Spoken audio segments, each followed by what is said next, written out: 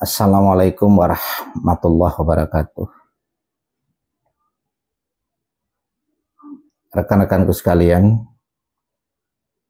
diskusi kita kali ini berkaitan dengan berbagai fakta dan kondisi yang akan kita bahas secara detail dan komprehensif berkaitan dengan kondisi kebangsaan kita secara menyeluruh atau secara global, baik itu dari sisi ekonomi kerakyatan, baik itu dari sisi politik kekuasaan, politik kontestasi, dan kondisi keuangan negara, dan segala bentuk dinamika dan realita yang ada di dalamnya. Ini sangat penting kita bahas secara objektif, mensikapi berbagai dinamika yang terjadi di pemerintahan yang selama ini masih penuh dengan banyak argumentasi, masih penuh dengan banyak drama ekonomi dan drama politik, dengan berbagai alibi dan asumsi yang disuguhkan, dengan berbagai analisis dan pencitraan yang ditampilkan. Akan tetapi secara realita terkadang kita terhindar dari satu kondisi transparansi yang akuntabel berkaitan dengan realita semuanya. Yang pertama yang akan kita bahas adalah kondisi APBN.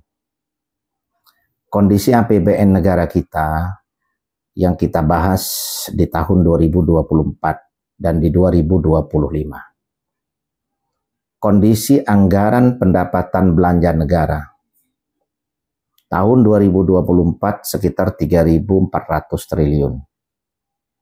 Tahun 2025 ini sekitar 3.600 triliun.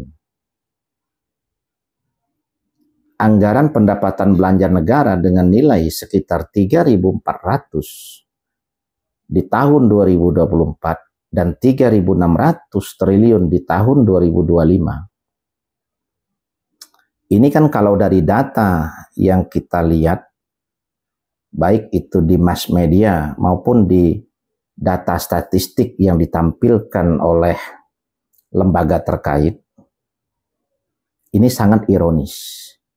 Sangat ironisnya adalah sumber APBN tersebut ternyata 70% itu masih bersumber dari pendapatan sektor perpajakan. Pajak ini kan banyak, ada pajak bumi dan bangunan, ada pajak pertambahan nilai, ada pajak ekspor, ada pajak biaya masuk, ada pajak barang mewah, dan masih banyak instrumen pajak yang lain dari berbagai proses administrasi dari tata kelola yang ada di negara kita, baik itu yang ada di daerah, provinsi, maupun itu di jajaran Kementerian Pusat.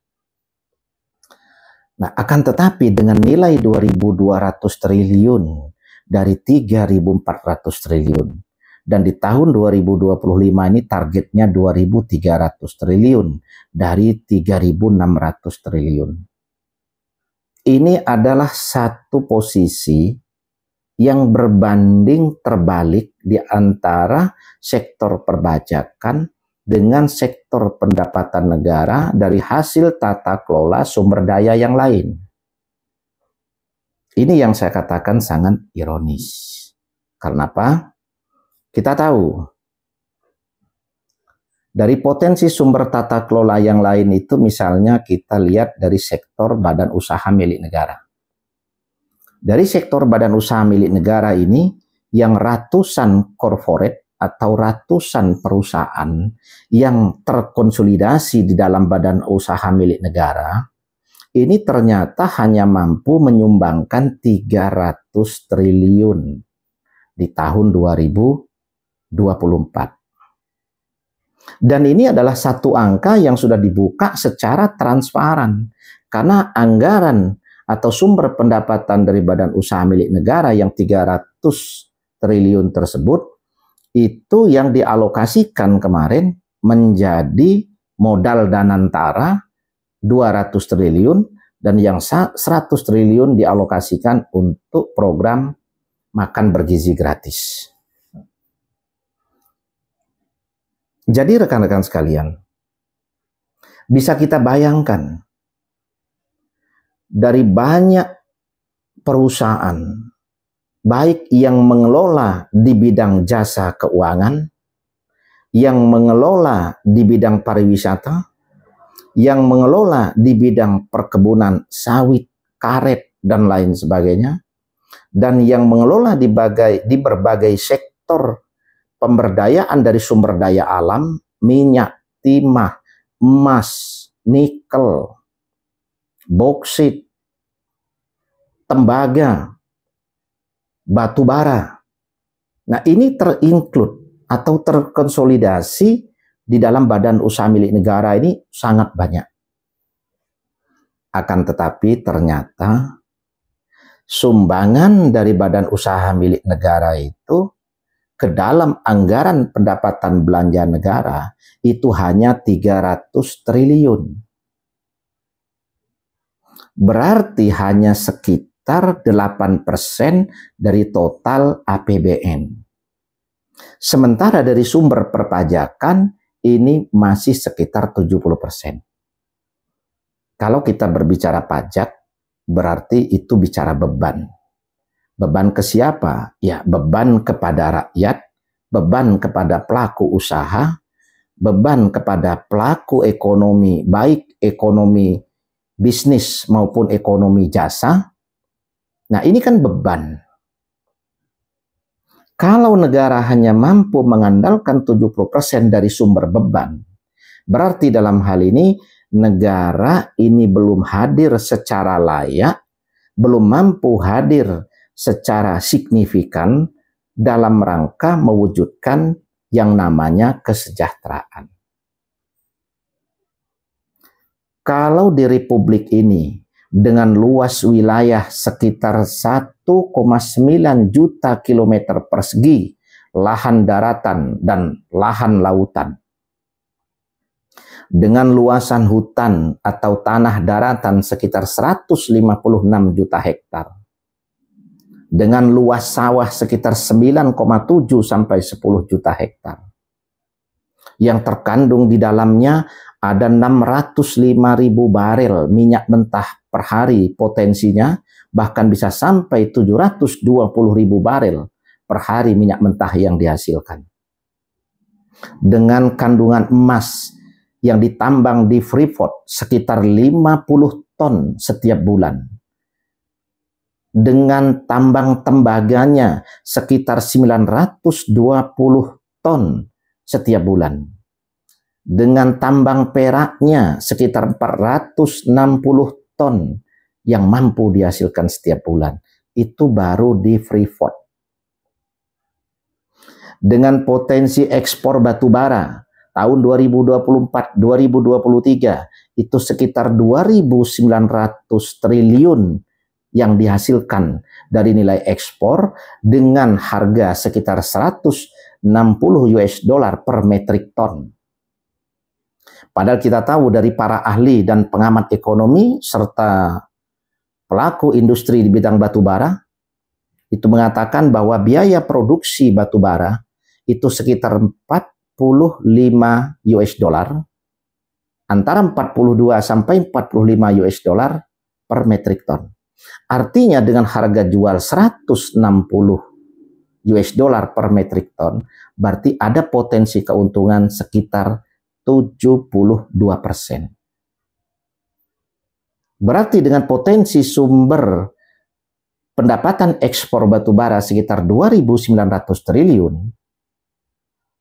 itu berarti biaya produksi itu anggap saja sekitar 800 triliun. Berarti ada potensi keuntungan yang dihasilkan oleh para pengusaha dan para pengelola tambang batubara itu sekitar 2.100 triliun. Akan tetapi yang masuk ke APBN tahun 2024 itu sekitar 620 sampai 630 triliun. Artinya hanya sekitar 20 sampai 25% dari keuntungan yang didapatkan oleh para perusahaan tambang batu bara tersebut yang disumbangkan masuk ke negara. Padahal kita tahu Pasal 33 Undang-Undang Dasar 45, bumi, air, dan segala isi yang terkandung di dalamnya dikuasai oleh negara yang digunakan atau dipergunakan untuk kemakmuran rakyat. Lalu esensi atau substansi dari pasal 33 itu di mana? Kalau ternyata yang masuk ke kas negara itu jauh lebih kecil dibandingkan dengan potensi keuntungan yang didapatkan oleh para pelaku eksplorasi tersebut. Nah, ini adalah salah satu contoh kenapa sumber pendapatan APBN itu masih 70% didominasi dari pendapatan pajak. Di mana kita punya sumber daya alam yang seharusnya mampu dikelola untuk menghasilkan nilai tambah yang jauh lebih produktif dan jauh lebih besar untuk masuk ke anggaran APBN, ternyata ini belum mampu dikelola secara ideal dan berimbang yang berefek pada potensi peningkatan sumber pendapatan negara dari luar sektor pendapatan pajak. Terus yang kedua, kita lihat dari Pertamina. 605.000 barel potensi minyak mentah sampai 720.000 barel per hari yang bisa ditambang di negara kita. Sekalipun yang menambang itu banyak perusahaan-perusahaan yang dari sektor swasta. Akan tetapi dengan kondisi sumber daya alam yang menjadi kekayaan kita itu kan berarti kan sangat besar. Padahal Pertamina ini masuk atau terkonsolidasi di dalam badan usaha milik negara. Tadi sudah kita jelaskan bahwa sumbangan pendapatan dari BUMN ini sekitar 300 triliun. Tetapi yang ironis adalah ternyata korupsi Pertamina Patraniaga dari jajaran direksinya kemarin yang ditangkap oleh KPK itu ternyata setiap tahun dari tahun 2018 itu sekitar 193 triliun. Berarti kalau 5 tahun sekitar 1.000 triliun kurang 15 triliun. Ini sangat luar biasa.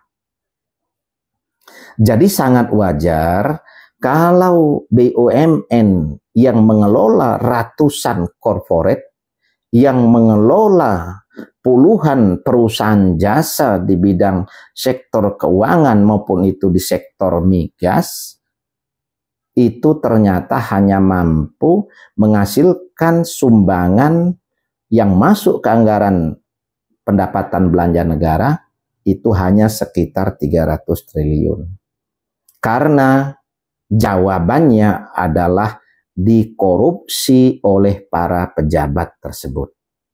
Nah, pertanyaannya adalah apakah korupsi yang dilakukan oleh para pejabat internal tersebut itu ada keterkaitan dengan pihak eksternal yang terkoordinasi di dalam jalur birokrasi BUMN maupun birokrasi pemerintah atau kementerian? Ini yang menjadi PR besar pemerintah saat ini untuk bisa menjawabnya kepada rakyat. Tetapi yang jelas adalah dengan segala potensi kekayaan yang kita punya, laut kita punya kekayaan alam yang luar biasa. Daratan kita punya kekayaan yang luar biasa. Baik itu dari sisi perkebunan atau perhutanan, maupun itu dari sisi sumber daya alam atau sumber daya mineral yang bisa ditambang atau yang bisa dieksplorasi oleh berbagai sektor usaha, baik itu dari swasta maupun di dalam badan usaha milik negara. Tetapi faktanya adalah baru 300 triliun yang masuk ke APBN. Justru yang menguap, yang dikorupsi, itu baru dari Pertamina Patraniaga saja selama setiap tahun itu sekitar 193 triliun. Ini kan sangat ironis. Terus yang kedua, ini kita lagi disuguhkan berita, salah satunya adalah penyidikan yang dilakukan oleh KPK atau Kejaksaan Agung ya berkaitan dengan korupsi di jajaran direksi Bank BRI ya di masa sebelumnya. Nah, saya sedikit mencari informasi berkaitan dengan Bank BRI. Bank BRI saya lihat data tahun 2024 menyumbangkan keuntungan lewat badan usaha milik negara yang masuk ke APBN itu sekitar 26, sekian triliun. 26, sekian triliun tahun 2024. Oke. Lalu yang menjadi pertanyaan apa? Yang menjadi pertanyaannya adalah berapa kapital atau berapa modal yang ada di Bank BRI? 1.300 triliun lebih.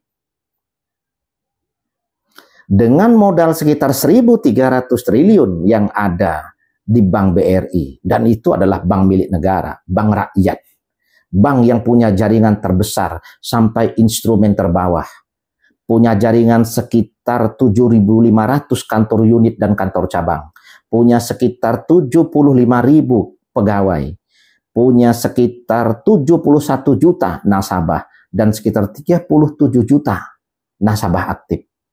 Dengan beban biaya ATM, beban administrasi bulanan, itu sekitar 18.000 setiap bulan.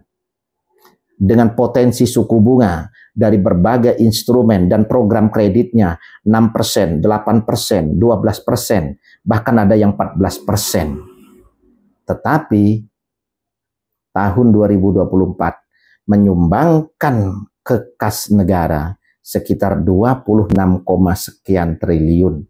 Berarti hanya sekitar 2% bersih keuntungan yang disumbangkan untuk negara.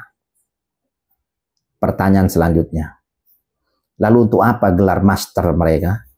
Untuk apa gelar doktoral mereka? Untuk apa pengalaman mereka? Untuk apa mereka melakukan fit and proper test di DPR kalau hanya sekedar menghasilkan keuntungan 2%? Kita serahkan kepada Ketua Koperasi Desa Merah Putih saja di desa untuk menghasilkan keuntungan 2% itu mampu. Nggak perlu jabatan direksi dengan gaji puluhan miliar. Nggak perlu jabatan komisaris dengan gaji puluhan miliar setiap tahun. Baik dari sisi gaji, tunjangan operasional, tunjangan fungsional, tunjangan jabatan, tunjangan rumah, tunjangan pulsa, tunjangan susu anak, tunjangan berbagai macam tunjangan yang lain yang diberikan oleh corporate, yang diberikan oleh lembaga kepada oknum-oknum tersebut dengan berbagai gelar yang mereka dapatkan, pelatihan, pendidikan yang diberikan beasiswa menggunakan dana corporate, dana lembaga, tapi ternyata menghasilkan keuntungan 2%. Kita sepakat, kita serahkan saja kepada manajer Koperasi Desa Merah Putih. Bisa kok mengelola untuk menghasilkan 2%. Jauh dari target yang diberikan oleh Menteri Koperasi dengan modal 3 miliar, itu potensinya menghasilkan keuntungan 1 miliar dalam 1 tahun. Kata Pak Budi Hari kan, berarti potensi keuntungan yang akan dihasilkan oleh Kopdes Merah Putih dengan wacana yang disampaikan oleh Menteri Koperasi itu, berarti kan sekitar 30%. Artinya, kalau Kopdes Merah Putih nantinya mampu menghasilkan 500 juta saja dalam 1 tahun, berarti sudah mampu menghasilkan 15%. Jauh dari kemampuan para jajaran direksi, jajaran komisaris BRI Pusat yang mengelola dana 1.300 triliun, ternyata hanya mampu menghasilkan 2% dalam 1 tahun. Ini data, ini fakta yang kita dapatkan dari total pendapatan APBN dan instrumen-instrumen yang memberikan sumbangan terhadap APBN tersebut. Di mana dari badan usaha milik negara sekitar 300 triliun, badan usaha milik negara itu salah satunya BRI 26, sekian triliun. Kita nggak tahu Mandiri berapa, kita nggak tahu BNI berapa, kita nggak tahu BTN berapa. Tapi yang jelas kita tahu bahwa semua bank himbara tersebut saat ini juga mereka punya kredit KPR. Mereka melayani KPR. Ini adalah sektor yang produktif dengan suku bunga yang lumayan dalam jangka waktu yang panjang. Dan potensi macet relatif kecil. Tapi ironisnya, salah satu fakta yang kita lihat adalah Bank BRI adalah bank terbesar, bank dengan jaringan dan instrumen paling luas di Indonesia, ya, dengan kantor unit dan cabang paling banyak, dan dengan jumlah pegawai yang paling banyak juga. Tetapi hanya mampu menghasilkan 2% dalam 1 tahun. Pertamina ternyata juga sama. Nilai yang diberikan itu jauh lebih kecil daripada nilai yang dikorupsi, yaitu sekitar 193 triliun. Jadi, rekan-rekan sekalian, kondisi kebangsaan kita ini adalah sebuah realitas. Di satu sisi, kita dihadapkan pada kepincangan, dihadapkan pada satu posisi ketidakseimbangan antara kehidupan masyarakat secara umum, masyarakat kecil, khususnya masyarakat yang ekonominya menengah ke bawah, dengan potensi pendapatan dari kelompok-kelompok tertentu, baik itu yang terkonsolidasi di dalam jabatan birokrasi pemerintahan maupun di jabatan politik atau di jabatan-jabatan korporat yang ada hubungannya dengan pemerintahan. Ada tim sukses, ada ketua relawan, ada tim pemenangan, integritas nggak jelas, kapasitas tidak jelas, duduk sebagai komisaris dengan penghasilan puluhan miliar. Ada politisi yang tadinya lawan politik, yang tadinya lawan kontestasi, tapi demi satu kalimat yang namanya rekonsiliasi, diberikan posisi, diberikan jabatan komisaris, mendapatkan penghasilan puluhan miliar. Ini ironis. Rakyat yang memberikan dukungan, rakyat yang memberikan hak tata kelola, rakyat yang memberikan hak suara untuk legitimasi kekuasaan, untuk legalitas kekuasaan, tetapi terbebani dengan pajak. Dan justru rakyat yang masih mendominasi memberikan sumbangan pendapatan untuk APBN malah masih 70%. Ini adalah kondisi atau fakta yang saat ini tidak bisa kita hindari. Karena semua ini datanya tersuguhkan secara terbuka, baik itu di mass media maupun itu dari laporan pejabat-pejabat yang disampaikan dilakukan secara formal maupun informal dalam setiap momentum tertentu. Ini ironis, rekan-rekan sekalian. Nah, pertanyaannya adalah, kenapa kondisi ini masih terjadi? Dan sampai kapan kondisi ini akan terus terjadi?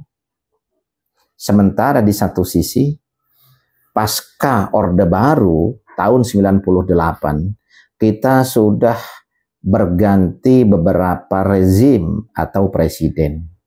Mulai dari Habibie, turun ke Gus Dur, turun ke Megawati, turun ke Pak SBY, sampai turun ke Pak Jokowi, sekarang ke Bapak Prabowo Subianto.